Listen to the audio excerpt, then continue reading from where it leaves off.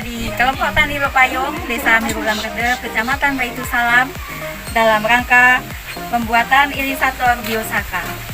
Bersama kita sore ini ada Ibu Kepala Lab Banda Aceh, Ibu Farida SP, kemudian Ibu Loli Indriani, POPT, kemudian para ibu dan bapak petani, kemudian Bapak Ahmadi sebagai penyuluh. Selanjutnya, mari kita sama-sama untuk mempraktekkan pembuatan irisator biosaka. Jadi biosaka ini sejenis irisator. Jadi irisator yang memang bisa untuk pengendalian, bisa untuk mengurangi penggunaan pupuk kimia juga bisa. Beberapa rumput yang kita gunakan itu lebih kurang 7 macam. Tetapi rumput yang kita gunakan ini yaitu rumput yang sehat di antara rumput yang sakit. Di antaranya ada daun kuda-kuda, daun kates, kemudian Meniran, daun apa Pak? Meniran, Sambung nyawa tuh, ada sambung nyawa nih. Ya, Sambung nyawa. sambung nyawa. Kemudian ada apa lagi nih Bu? Meniran ada Pak. Ini daun paret ya, daun Ini yang namanya meniran.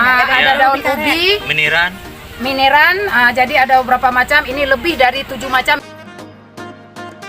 Ini tangan kiri kita pegang, kemudian tangan kanan kita remas-remas, lebih kurang 10 sampai 15 menit. Rendam Bu Egi ya. Dia nggak boleh di blender, harus memang dengan tangan sebelah Bu. Memang ya. Sebelah kiri kita pegang, sebelah kanan kita remas-remas.